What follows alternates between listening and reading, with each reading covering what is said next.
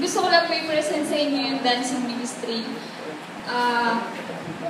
Para saan po ba yung dancing ministry dito sa church? Bakit kailangan siya? Bakit kailangan ng pagsayaw sa simbahan? Unang-una, ang dance, ito po yung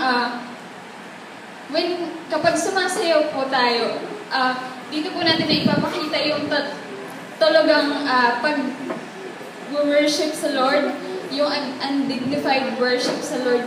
Kasi po, kapag sumasayaw po, lahat ng buong katawan natin, lahat mula ulo hanggang paa, nagagamit po natin para sa kaluwalhatian po ng Diyos. Kaya po,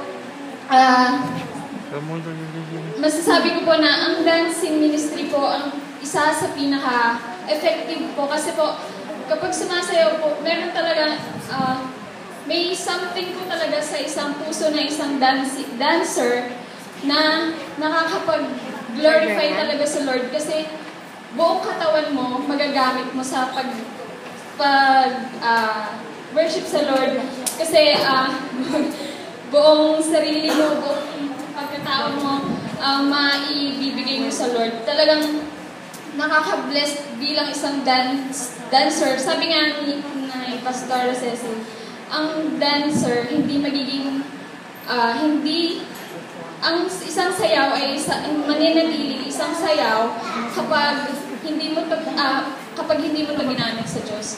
Kapag ginamit mo to sa Diyos, magiging kalugod-lugod to sa harapan ng Diyos. Kaya, Lord,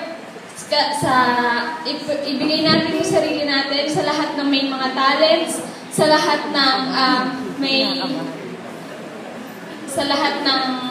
talento sa pagsayaw. Maging sa babae, in-encourage ko rin po sa mga kalalakihan na sumali po sa dancing. Hindi lang po ito pang sa babae, hindi lang din po ito para sa mga magbata. Kahit po may mga 20s or pwede rin po kung sumali sa dancing. Pwede rin po. Basta kaya sumayaw at may puso po sa pagsayaw. Salamat po.